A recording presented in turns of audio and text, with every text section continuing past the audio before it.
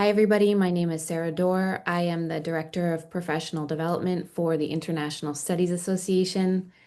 Thank you so much for joining us today for the first iteration of the Foreign Policy Book Talk series. Today, we are kicking it off with a book written by Serjan Janbolat and Özgür Özdemir, Leaders in the Middle East and North Africa, How Ideology Shapes Foreign Policy. So clearly, this is a very timely topic, and I'm very excited that we're having a chance to discuss it today with the two authors and our discussants. Stephen Walker, Juliette Carbo, and Patrick James have kindly agreed to discuss the book. So today's session is going to work as follows. Serjan and Özgür are going to begin the session by talking about the book and giving us some background, and then we'll turn it over to the discussants. And finally, we'll leave time for a question and answer session with the audience. You can ask questions in the chat or using the Q&A feature. Either way works on our end. So without further delay, I'm going to turn it over to Serjan. Thank you very much, Sarah. I have a PowerPoint, so I'm gonna share. Greetings to everyone from Connecticut. It is a pleasure to be part of this event. Thank you, Sarah, for bringing us together. I would like to first tell you the story behind our book.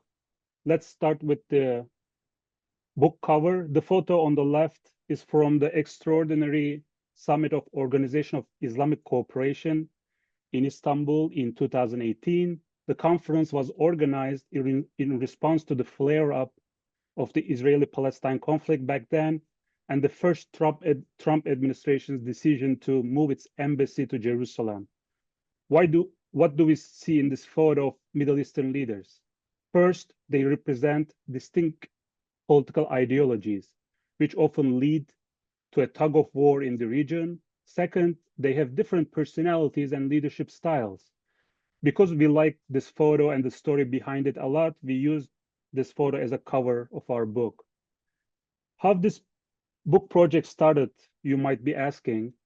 Well, as a first-year MA student at Bilkent University back in 2011, I had the good fortune to work with Özgür, Professor Özdemir, as my thesis advisor, who encouraged me to study a real-world and unprecedented phenomenon turning the MENA region upside down back then, which is the Arab uprisings. In the early years of the Arab uprisings in many MENA countries, we saw an emergence of Muslim Brotherhood leaders in Egypt, in Tunisia, in Gaza Strip, and these leaders all hailed from the same ideology of Sunni political Islam. Many policymakers and scholars were asking the same questions about these leaders back then. Who are they? What's their ideology? How to negotiate with them? Based on the master thesis I produced with Dr. Özdemir at Bilkent University, we first published it as a standalone article in Political Research Quarterly in 2018. And because it was well received by many in the field, we thought, how about other main political ideologies and contemporary leaderships in the MENA region today? So basically, this is how this book was born. Let me talk about the gaps and objectives.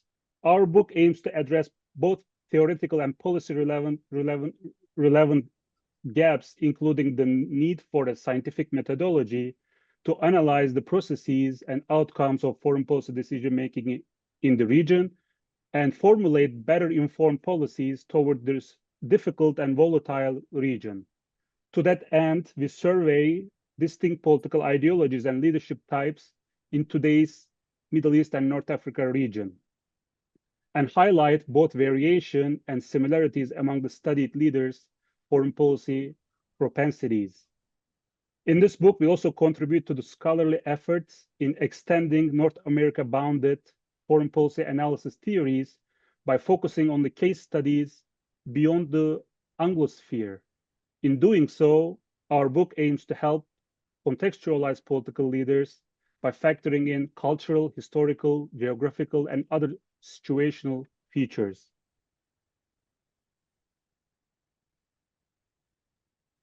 In our book, we studied 14 political leaders as representative samples of 4 core ideologies shaping the MENA region, namely Shia and Sunni political Islam, secular nationalism, and armed non-state actor leadership. We selected these cases after reviewing the literature on major political ideologies in the region, which is no stranger to me and my co-author. We also factored in the data limitations and availability for some contemporary leaders.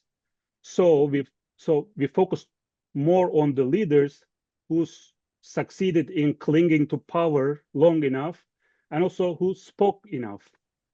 We collected 510 speeches in total, containing more than 1.6 million words and 75,000 codable verbs. We used operational code analysis, which is one of the main at-a-distance leadership assessment tools, along with leadership trait analysis. And our book was animated by 2 basic research questions. First, what are the core political beliefs of modern MENA leaders that guide their perceptions and strategies to attain their objectives in the foreign policy realm? Second, are the belief systems of contemporary MENA leaders different from each other and those of the average world leader included in the norming sample? Building on these 2 questions, we formulated 2 hypotheses. First is the group ideology versus individual differences test. Basically, we posited that leaders affiliated with the same political ideology are expected to have analogous political beliefs despite the different political and cultural settings in which they operate. Second is the average MENA leader versus the average world leader test. We hypothesized that MENA leaders' core political beliefs are not significantly different from those of the norming group, with the exception of armed non-state actors, who are, by definition, not like state leaders, state actors, and their organizations are listed by and large as terrorist entities by most countries in the world today. Oops, I'm almost done. My alarm went off. We don't have time to go over the individual levels analysis results, but happy to talk about them in the Q&A. Our group and region level findings are as follows. First, on average, MENA leaders see a conflictual political world.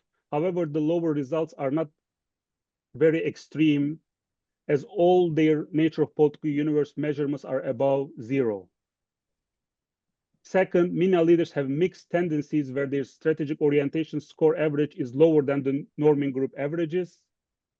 The Sunni political Islamists and secular nationalists have more cooperative outlook, whereas Shia Islamists and armed non-state actor leaders exhibit a more conflictual strategic posture. Third, MENA leaders in general attribute more control to their rivals in foreign policy. The only group that presents an average control of history is secular nationalists. To briefly, that's the last slide I have, I promise.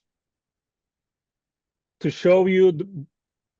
briefly show you our hypothesis testing results, the first hypothesis was disconfirmed for secularist leaders and armed non-state actors, while partially substantiated for Sunni and Shia political Islamist leadership groups.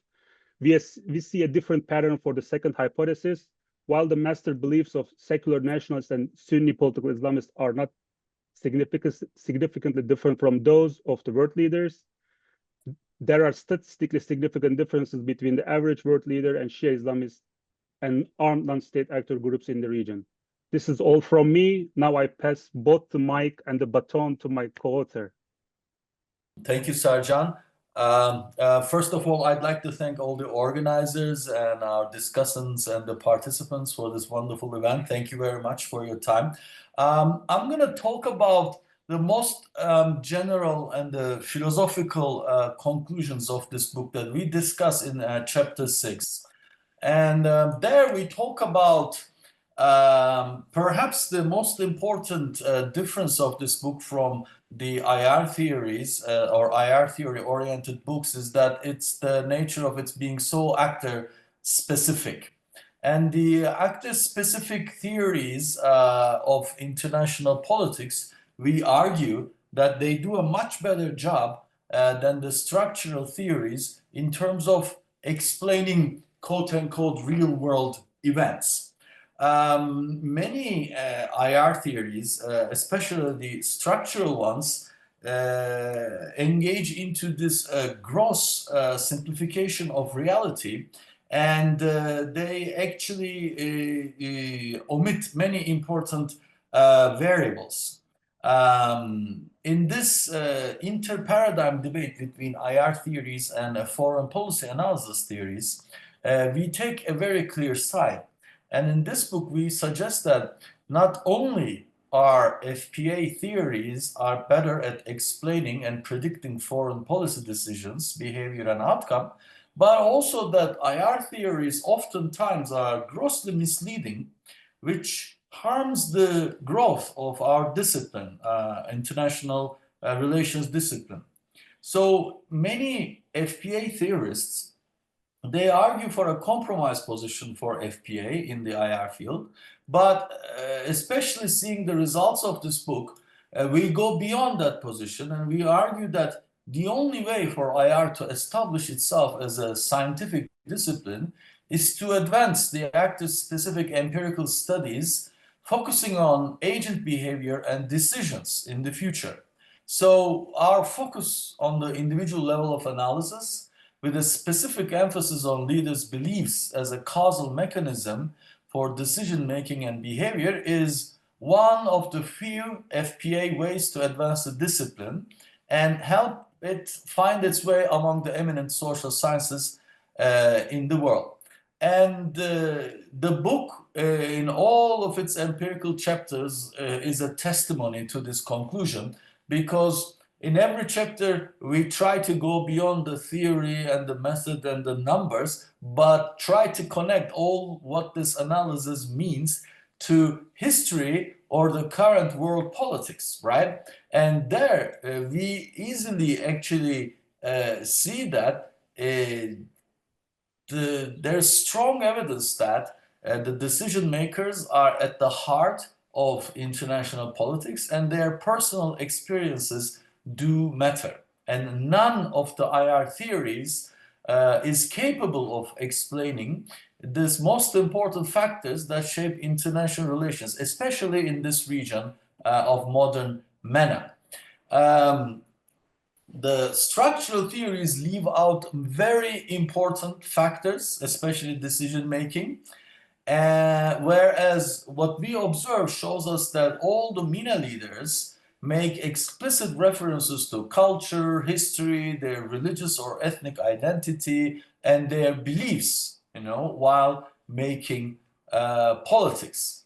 So this book and its findings suggest that FPA scholars should argue for purely agent-based and empirical analysis and preach these approaches within the larger discipline of IR. As the analysis in this book suggests, there is almost no gain in including structural theories in the analysis of MENA region, and the IR theories, they cannot explain the sources of foreign policy making in the region. Therefore, this book is yet further proof that the IR discipline must take an empirical, agent-based analysis as its core if it aims to advance as a reputable social science in the future. And in the book, we talk about, for example, post-revolutionary Iranian foreign policy and how the structural theories failed to predict Iran's foreign policy. We talk about post-Arab uprisings, Turkish foreign policy, and how that failed to achieve all the outcomes that it actually aimed for. And we actually make this conclusion that to account for what's going on in the Middle East today, the structural theories have almost no help. They have their own uses, of course. If you're talking about great power politics, 500 years of world politics, of course, I understand the appeal. But for most of the other things, what we call mid-range theories are the way to go. And I would like to show you one last screenshot about how applicable our book has been, and the people who are on Twitter with us will know that after every crisis, Sercan and I go back to the book and then make an analysis of what's going on in the world by making a reference to the book. I'm just going to show you something that I wrote basically while preparing breakfast for my kid in the morning of October 7, 2023. This is 2 hours after the October 7 attacks, okay, into Israel, you know. And people were very confused. People didn't even know. The news didn't even know what's going on. Israelis didn't know what's going on. And I've seen that day and onwards for weeks and months, I've seen the professors making all this analysis with realism, constructivism, Marxism, all the structural stuff, and talking about how will the conflict evolve. But look what we wrote with Sercan in the morning of that morning, just 2 hours after the attack on Israel. So bear with me for 1 minute. The weekend began with disturbing news from the Middle East. Hamas launched an unprecedented attack on Israel, and on the day of the holiday too. It is certain that Israel will respond harshly, but to estimate how harsh it will be, we can refer to the book we wrote with Sercan Canbolat. One of the leaders we examined is Netanyahu. The game theoretical analysis we placed on Netanyahu's psychological analysis shows a leader profile that is prone to escalation in foreign policy crises and whose first choice is always to defeat the other. Netanyahu is a leader who always sees himself in the strategic game of prisoner's dilemma, a game in which he tries to inflict maximum damage on his opponent in an environment of mutual distrust and lack of communication, while also bearing high costs himself. Netanyahu's psychological and game theoretical analysis portrays a leader who generally enjoys brinkmanship politics and wants to get the most out of his opponent by bringing crises to the brink of disaster. Netanyahu is already a leader who is more prone to escalation and crises, does not favor compromise, and has a strict approach towards the political other. I have no doubt that he will escalate the crisis in response to this harsh provocation by Hamas. It is also certain that Hamas has made a very serious mistake and will suffer greatly from this attack. So it may look like, yeah, we already know about this, you know, but 2 years later. But if you have seen the pundits and many of our colleagues that morning, they were talking about a lot of different things, like how Iran is about to destroy Israel with the help of Russia and China, all that kind of stuff. And the structural theories and the analysis that they made with these structural theories really brought their analysis nowhere. Whereas our very micro analysis, by focusing on Netanyahu and his future behavior, I think from day one, I think everything unfolded like this. So I think this was a good example of the usefulness and application of this book too. I'll stop here and thank you for listening. Thank you so much, Sercan and Asghar, for the background on the book and also showing how relevant it is to understanding what's been going on in the Middle East today. So I'll now turn it over to the discussants. I realize now we hadn't decided on an order. So does anybody have any preference? No? Okay. Patrick, do you want to go first? Yeah. Thanks so much, Sarah. This is a fabulous book. I recommend it to everyone. And I'll just talk about two basic things. One is theory and evidence, and the other is policy analysis. And after I go through just a few basic observations, I'll finish up with a question for the authors, and of course for anybody else who wants to try to answer that question as well, because many of us, of course, have already read the book. So on theory and evidence, what we're getting here is application of opcode and the study of ideology within a region, a very prominent one. And for those who are not as aware of this, this is a remarkable achievement Because when you consider the origins of operational code, going back to Nathan Leites in 1951, this really comes out of Cold War rivalry and what becomes known as Sovietology or Kremlinology, whatever you want to call it. And furthermore, on major powers, that is, world level actors, what we see many decades later is a brilliant and creative application of opcode theory towards something that goes well beyond its origins, focal points on Western states and their major power rivals, whoever they might be. So the Leaders in the MENA book extends the approach to non-Western leaders. And this is a major achievement for any number of reasons. Challenges exist in sourcing, languages, and so on and so forth. But I think that's been overcome quite nicely here. With respect to theory, I fully agree that this volume is an affirmation of what Merton called, once upon a time, middle range theory, brought together with an agent-based approach and an emphasis on policy relevance. So you put all that together, some may already know where I'm going with this. This is an exemplar, this work, of what Sill and Katzenstein have called analytic eclecticism. Yes, operational code provides the framing for what we see, and all of this exists arguably at the intersection of foreign policy analysis and ISSS as practiced in the sociology of knowledge within our field, within the ISA. But it's not really building upon, of course, what was said by the authors. It's not really adhering to a paradigm. In other words, this does not filter everything through the lens of some variant of realism or liberalism or English school, or pick whatever you like. I think it's a remarkable operationalization of what Sill and Katzenstein would like to see going on more. And I think it affirms the idea that some of our best insights, especially since the big three of analytic eclecticism includes relevance and application to policy, this is an exemplar, a strong one. Moreover, just a specific observation before I finish with my question. It kind of leads into my question a little bit. If you look at the nuances of hypotheses 1 and 2, some readers will think about intersecting that, a matrix, if you will, or 2x2 diagram with Kahneman from 2013. Some may already know his book, Thinking Fast, Thinking Slow.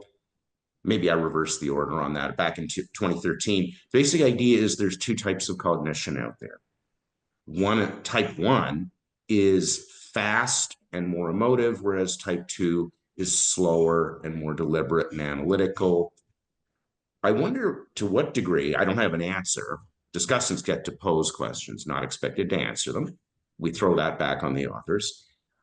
Could Kahneman help us to go further here if we overlay the existing opcode framework with the two hypotheses with the Kahneman mindset about type 1 and type 2 cognition? Here's my question on theory and evidence. What advice would you offer to scholars who are seeking to apply operational code? And I do not mean this in a derogatory sense. I mean in terms of the amount of attention it gets to a more peripheral region like Central Asia, the stands, if you will. It gets even tougher, I think, the further you go out from the Anglosphere. Okay, policy analysis, my second area that I'll talk about. We gain a lot of insights that are relevant to policy through what we get out of this volume with regard to the leaders of the contemporary MENA. We learn, for instance, how does political Islam, for instance, affect foreign policy? Not in stereotypical prejudicial ways that someone might walk in with, as in, oh, well, we all know it's this, that, or the other thing. It goes back to Darwin's sense of a fool's experiment, as in, why are they writing this book? We already know what this is going to be. Well, actually, we don't. And the nuances in the results for hypotheses 1 and 2 bear out the value of this exercise. It's very relevant to policy. Key beliefs about the exercise of power that we can identify through the application of operational code.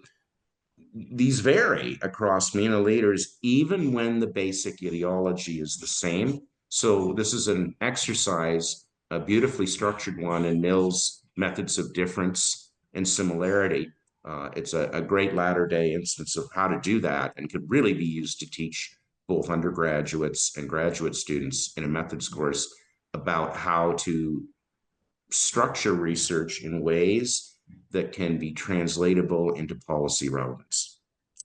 We see also a throwback to something Bruce Buenaventura wrote back 40 years ago, 1985 in ISQ, about collaborations between area expertise and social scientific techniques.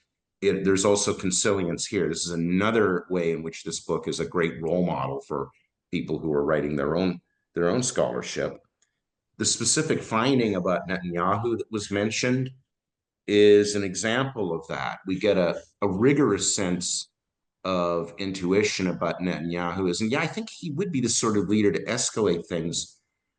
But why? What is the scientific grounding in this? And the research in this book shows us, as claimed a few minutes ago. Here's my final question then for the policy analysis part of it. If you could influence American foreign policy leaderships toward the MENA, and what would you tell them to do? What would you say right now? I'll stop there. Thank you, Patrick. Do we want to continue with the other discussants and collect a few questions? Okay. Stephen? Thank you. Some of what Pat's covered is overlaps with some of what I wanted to say. So I'm going to focus primarily on, first of all, just being clear about what operational code analysis is, as far as I can understand it. And then how might this book have been done differently and still be an operational code analysis book? Because I think it is, as much as it is a MENA book, because they try to give pride of place to the operational code approach. The operational code approach, as Pat pointed out, started with Nathan Leighty's work back in 1951. So the approach is almost 75 years old. And what I want to first of all point out is what these two authors have done here parallels pretty closely what the first operational code analysis study did. The occasion for Leighty's study of the Russians was they were puzzled about a particular kind of political leader and political behavior that was coming out of the Russian orbit that seemed foreign in a strange, meaning strange and unusual and puzzling way to Americans. And he was trying to, at the RAND Corporation, advise policymakers, as Pat would like us to do, about how to deal with these people in a negotiation settling, because instead of a peace after World War II, we were entering a Cold War relationship. Leighty's study had three features, which pretty much are similar to what our authors have done here. They look at a cognitive or object appraisal process that's going on inside a leader's head about what the nature of the political universe is. And that's one of the master beliefs that these authors identify. Leighty's also looked at what the best approach to political strategy was in the minds of the Russians, which is what the I-1 belief in the current book does. And they also looked at power relationships. Leighty's looked at power relationships between Russia and the outside world, which is what the control over historical development belief does in the book on the Middle East. So it's clearly operating a particular problem in the Middle East that has that echoes the one the Americans had with the Russians at the beginning, and identifies similar aspects to investigate. These aspects were not identified by Leighty's this way. They were codified instead by Alexander George's review of the Leighty's work. George basically turned the operational code approach in a cognitive direction away from a psychoanalytical treatment of leaders' personalities, which is what Leighty's used. Someone asked Leighty's once, why did he do a psychoanalysis of Russian leaders in order to understand them? He said, well, there were only two theories at the time I wrote the book that I thought were worth looking at, Marxism and Freudism. And he said, they were doing Marxist stuff, and I decided to apply a Freudian perspective on them. So what the operational code approach gained from Alexander George was a focus on cognitive stuff at the expense of motivational and affective ego defense analysis. The guys in the book now, who wrote this book now actually cover the whole waterfront. In a sense, they offer political biographies of these leaders at the end of the book, which kind of fills in what ladies would want to know about these people, in addition to what George thought we should focus on. Now, if I were trying to do this kind of work today on these kinds of leaders with the kind of information that they've got now, I think what I would try to do is what they actually did at this point, which is to pursue one of 4 basic research designs that you can adopt to do operational code analysis. The first one is, first design is a single case study where you have one leader and one time period. And then the second one would be a repeated measures design where you have one leader and 2 or more time periods of observation. And then the approach they used, which is a structured focus comparison design where you have 2 or more leaders and they're compared with one another. Then the last one, the quasi-experimental the experimental design, is where you have multiple cases and repeated measures combined, so that you are able to look at if-then statements in terms of the interaction over time between leaders. The author's use of the structured focused research design has yielded multiple comparisons across case studies of their 14 leaders and 4 groups of MENA leaders. What I'm mostly interested in, though, is the kind of causal inference pattern or logic that they employ in comparing these leaders. And I think there are 3 that we can look at. And I think of the 3, they kind of mix them together in a sort of, Pat called it creative, I call it chaotic way in some respects. Let me say the 3 approaches to causal inference that I'm thinking about are first the inductive approach, where basically you start out by looking at the cases and you describe and may or may not explain what you see. But at least you go as far as comparing 2 or more cases and they either are the same or different, and you try to draw implications from that. Which 2 cases you pick or more may depend on theoretical concerns, but they don't say much about the theories that they're going to use at the beginning if they were to do this kind of approach. The second kind of causal inference pattern that is used is deduction, and that has this explicit objective explanation.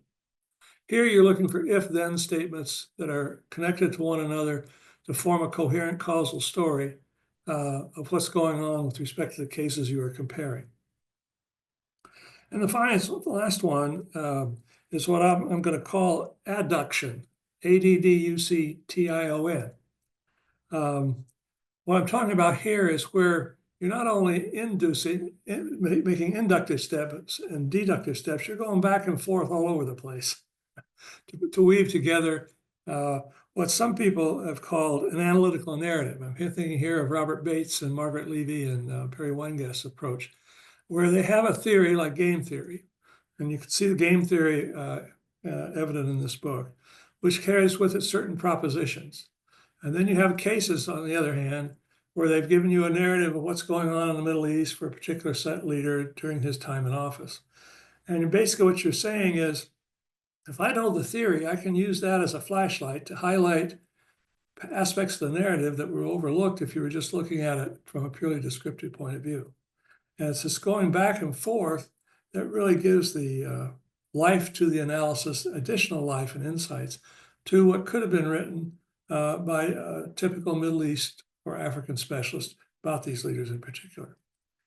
And when you start doing this, analytical narratives, and trying to keep the underlying assumptions of each straight and everything, you're bound to make a few compromises or slippages in the way in which each one left to its own devices would operate.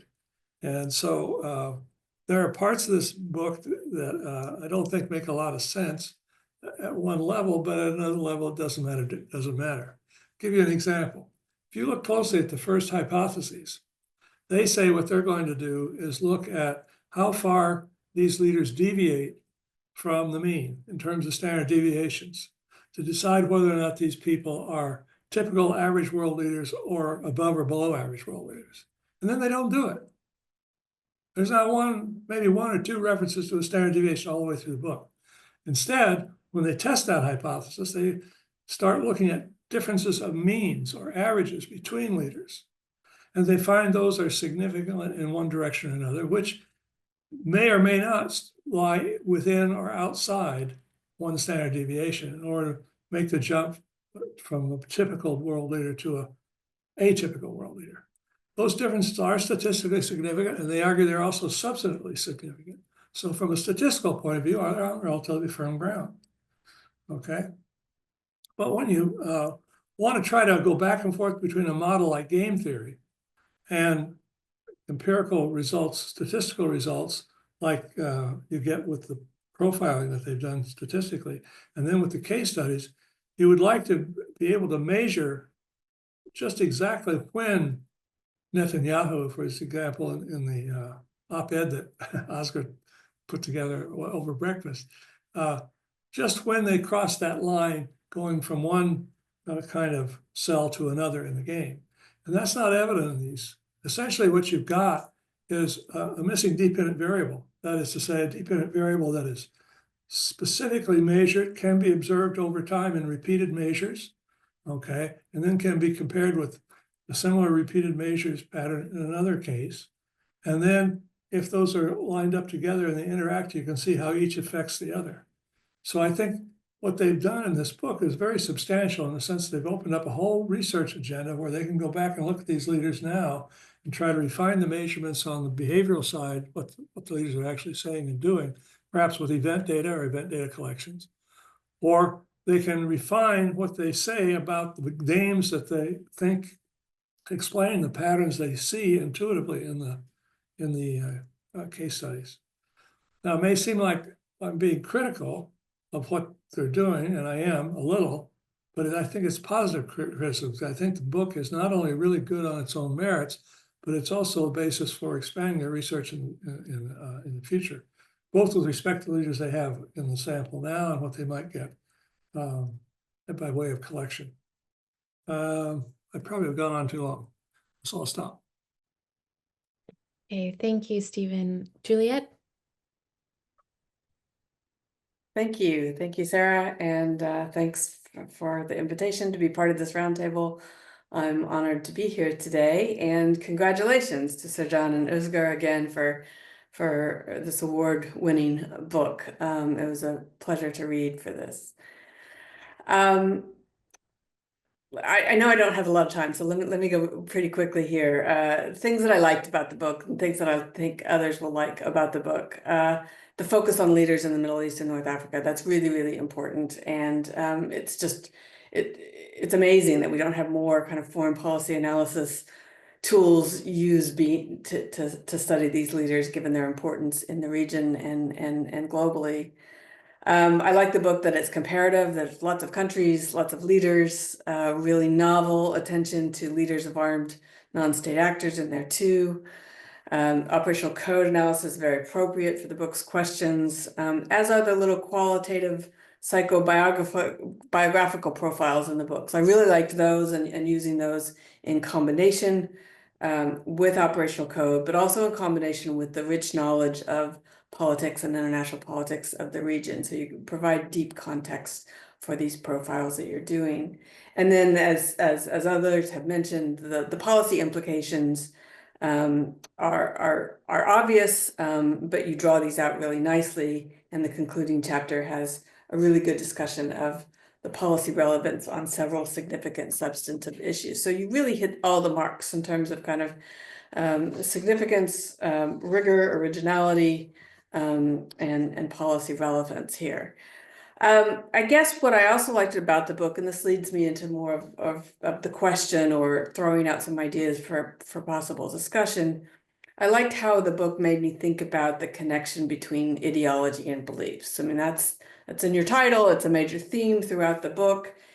And you hypothesize at a couple of places about this connection. You hypothesize that these leaders that you place in these ideological or quasi-ideological different groups are not that different from the norming groups, and on the one hand, and also not that not all similar. They're not a uniform group. And I like that you're challenging some of the conventional wisdom, particularly about MENA leaders, that they made they're all the same, or that they're all belligerent.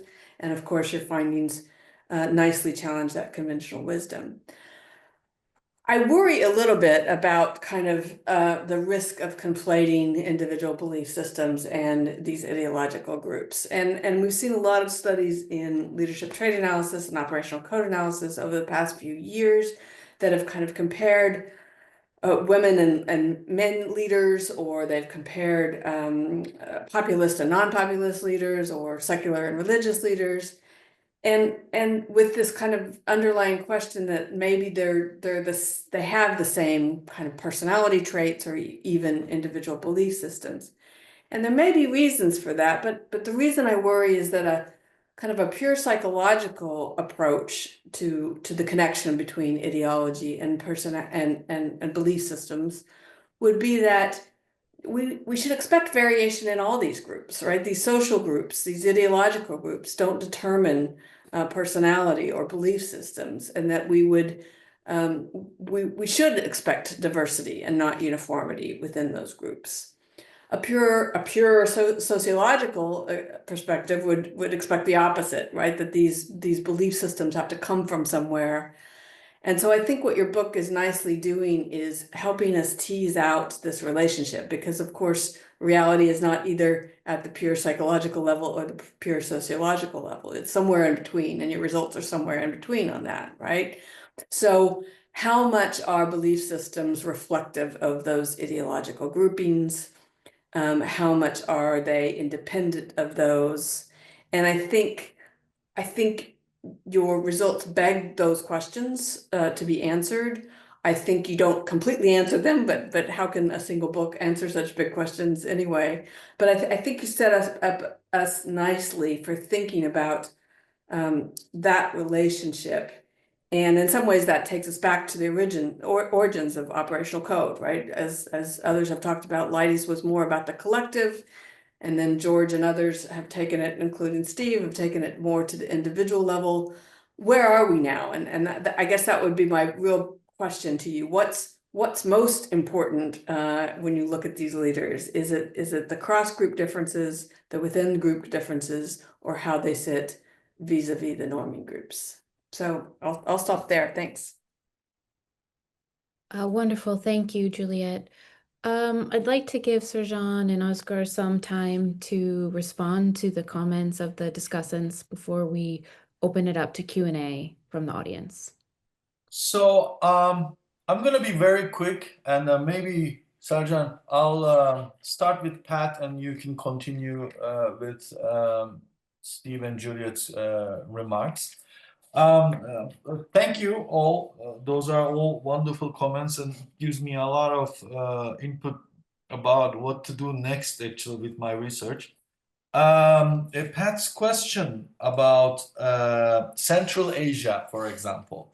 I think this is spot on, because Central Asia, especially these Turkic republics that you call stans, Turkestan, Uzbekistan, all of those guys, they really do have one of the most apparent examples of personalistic politics, right? And none of them are run by democratic regimes. They are all they have various degrees of authoritarianism. And if you are cynical, you can say that all 6 of them are some sort of dictatorships, which is not very far from truth. So in that sense, actually, we see many aspects of personalistic authoritarian rule.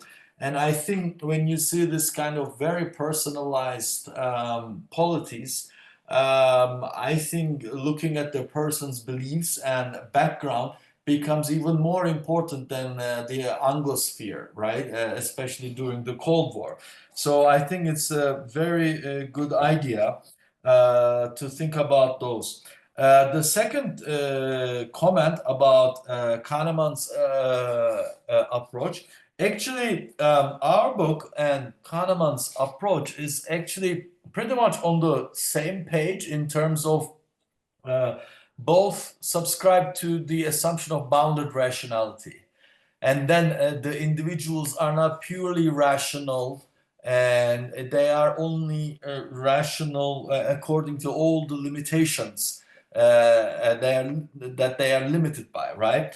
And Kahneman doesn't go to the sociological side of it, or maybe the political side, but for our business, we take a different approach. Since these are highly politicized individuals, they are politicians, they are leaders. We focus on what gives them these limitations. But at the end of the day, philosophically, this book and Kahneman's work are actually on the same page, you know. And in that sense, it can also open some areas for research in the future.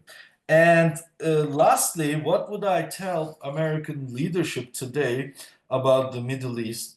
I'm assuming that the most important thing on the table is Iran for this administration. And unfortunately, the results do not seem very promising for negotiation. Because like our chapter 3 or 4, I forgot now, but Sercan may say, I think it's 4, that the Iranian regime does not seem to be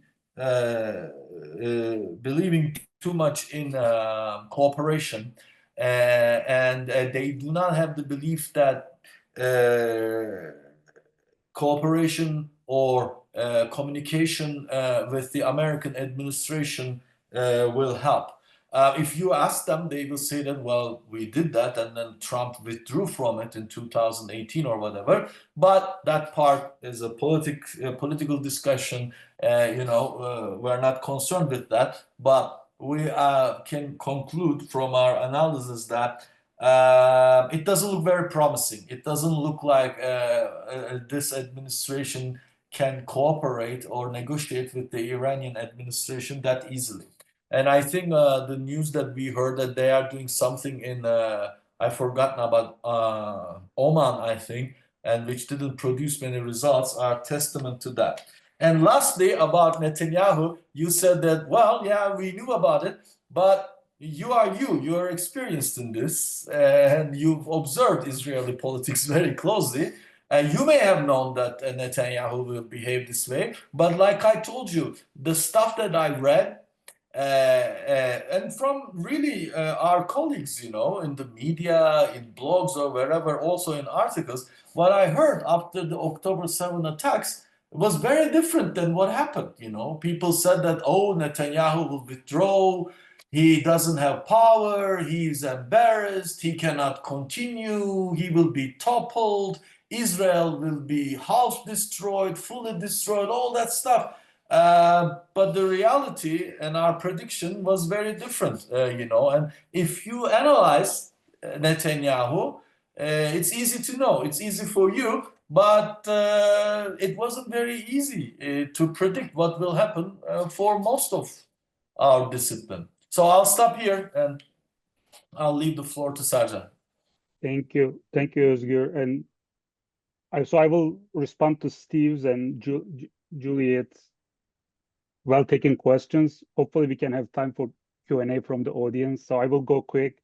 Thank you, Steve, very much. I was able to predict some of your comments, so I think I'm a good student of you as well. One thing is we were constrained by data in this project. For example, we were able to collect more than 210 speeches for Netanyahu, whereas we only find 7 speeches for some armed non-state actor leaders. That's why we had to come up with a solution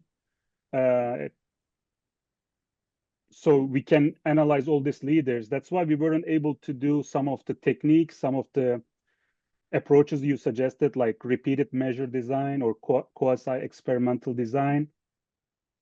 That's because of the data. We were conditioned by the data issues.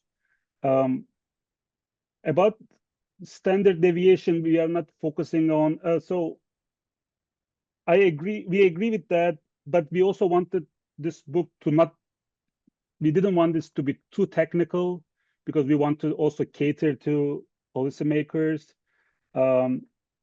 We discussed more with the standard deviation and plotted on operational codes of leaders on expanded theory of inferences about preferences for chapter 2, Sunni political Islamists, but we didn't do that for other chapters. So you're right about that. Well, but yeah, there are more avenues for further research, as you mentioned.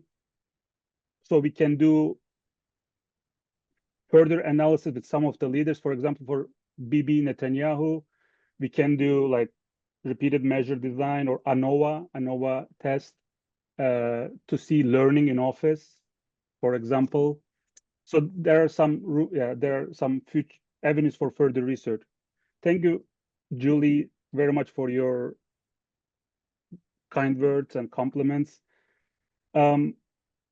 About potential conflation between ideology and leaders' belief systems, we agree with you, and I think we didn't pick a side in the book, like whether ideology is more important or leaders' political beliefs. Actually, ideology came after, like the ideological dimension came after. Actually, the editor suggested that this title, How Ideology Shapes Foreign Policy, it came later. So that's why we didn't pick a side there. And I agree with you, like we try to draw from both psychology, but also sociology. And as Pat said, this is the trade-off when you have analytical eclecticism. So it's a both blessing. I'm not going to say both blessing and curse, both blessing and a risk. Thank you very much for your comments. I think I'm going to stop here. Thank you. Okay, wonderful. So if there are any audience members that have questions, feel free to write them in the webinar chat feature or in the Q&A. So we'll just give that a moment.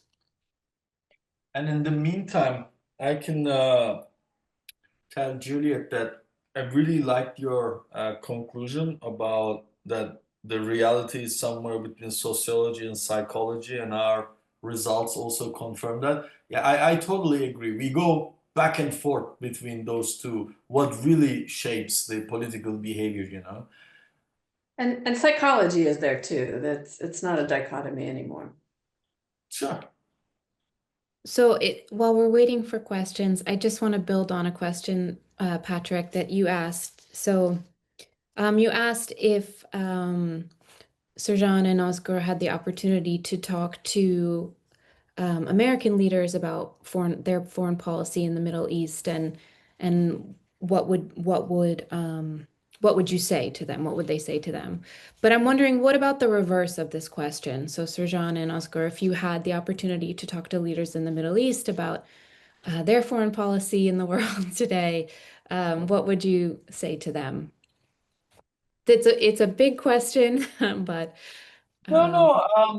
Elsewhere, I also did an opcode analysis of Trump, and it is older data, and everybody talks about Trump version 1 is very different than Trump version 2. But that all that interpretation aside, at least the first version of Trump was very open to cooperation and deal making, and he's still talking about that. So in that sense, actually, if someone, any government in the Middle East, approached Trump administration with a sincere plan to cooperate on one of the conflictual issues, I think he will even jump on it because he's so desperate to prove that he's the biggest deal maker in the world. And they may get a very positive response about it. And there's some hope there. I don't know Okay. what Sarjan would say, but there's Barış. Yeah.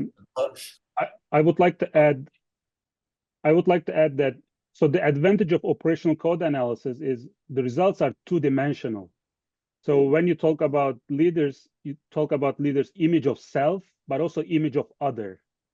So how leaders see themselves and also how leaders view the other. So that's why if we have an access to Middle Eastern leaders one day, yeah, there are things we can talk about. And for example, if they want to make a deal, as Özgür said, like if they want to make a deal, we should tell Western policymakers that sometimes they are seen as a bully, or they are seen as a like dominant actor, and that's why the leaders in the Middle East, they have siege mentality.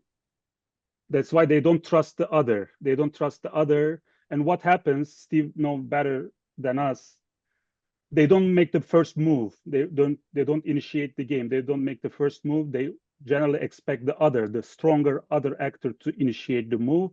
And if the first moves are cooperative, like confidence building, Akan Maliji and Steve Walker called it conditional cooperation.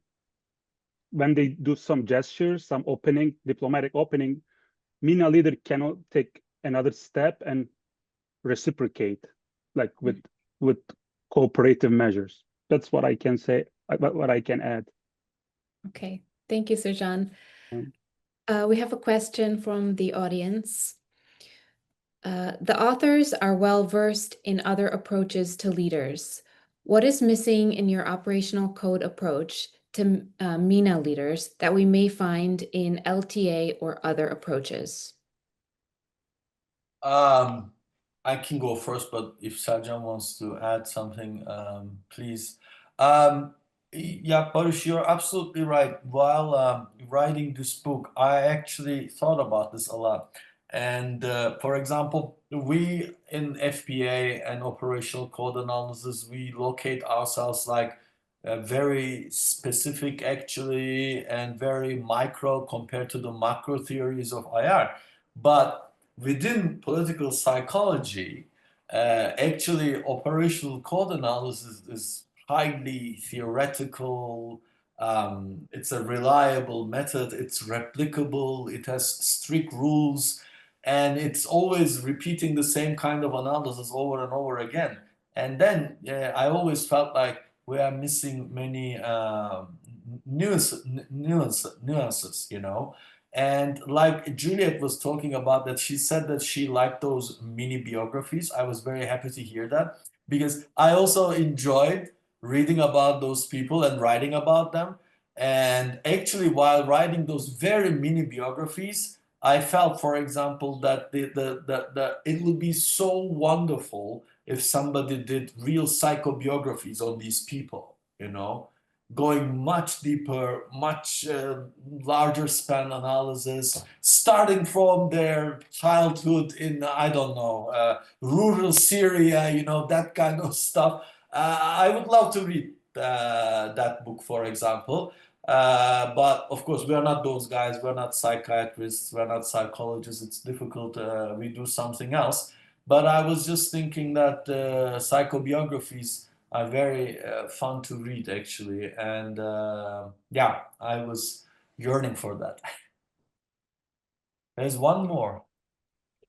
Yeah, there's one more question that we have time for that came into the chat. The question says, like you, I believe that agents matter, but why stop at beliefs? Or other scholars have personality.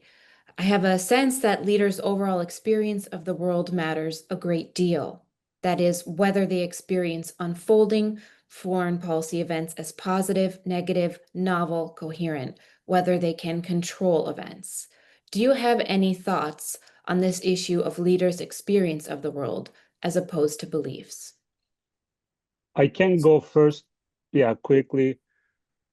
I like the question a lot, and well, we have to stop at beliefs because we used operational code analysis and it focuses on, it zero in on leaders' political beliefs.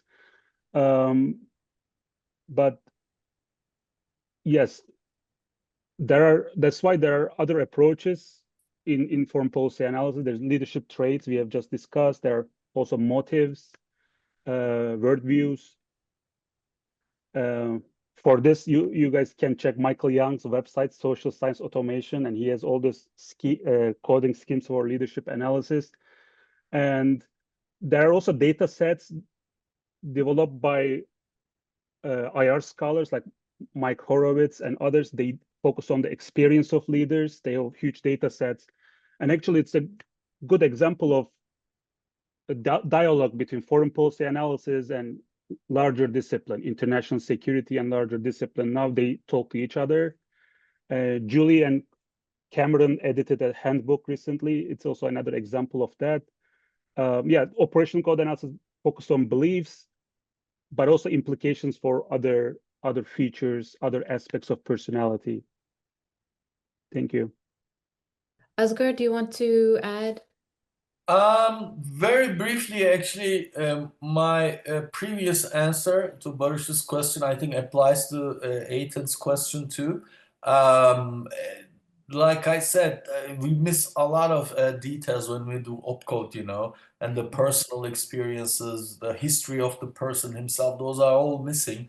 And actually, that's why I think psychobiographies should be a part of the literature, you know, we should do more of those. Okay, thank you, everybody. Thank you, Asghar. Thank you, Serjan, Stephen, Juliet, and Patrick. Thank you to the audience as well for their questions. This was a fantastic discussion, and I look forward to more iterations in the Foreign Policy Analysis Book Talk series. Before we end today's webinar, I want to draw attention to ISA's next virtual event, which is happening May 6th, so tomorrow at the same time, 11 to 12:30. The event is Trust in Turbulent Times, Revisiting Trust and Mistrust in Global Politics. And my colleague has placed the Zoom registration in the webinar chat. In case you're interested and you're not able to attend, feel free to register and we will send you the recording once it is available. So everybody, thank you so much. And we look forward to seeing you at upcoming events. Thank you. Thank you. Thank you very much.